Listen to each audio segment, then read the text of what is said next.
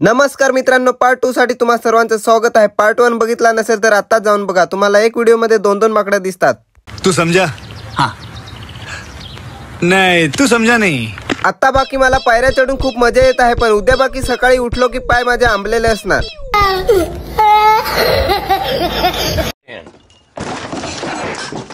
जसे वरती चढले तशी तुम्हाला एक पाटी लिहिलेली दिसणार। त्या पाटीनुसार आपल्याला जायचे आहे। वरती चढले सगळ्यांचे पाय दुखायला लागलेले, मग काय थोडा वेळ आराम केला आम्ही। मला हे येऊन पडलंय की एवढ्या मोठ्या डोंगरावरती हे बैल तरी चढली कशी काय।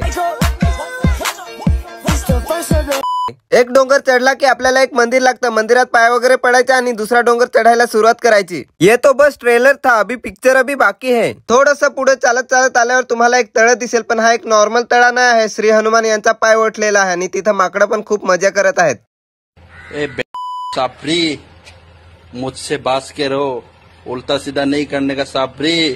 तुम्हाला बोललेलो ना की श्री हनुमान यांचा पाय वटलेला आहे, त्याचं तळा झालेला आहे। आपल्याला अजून भरपूर पायऱ्यावरती चढून जायचं आहे। ओ भाई साहब, व्ह्यू बघा ना वरचा किती सुंदर आहे। आणि आपण लास्ट स्टेप वरती येऊन पोहोचलेलो आहे श्री हनुमान यांच्या मंदिरासमोर।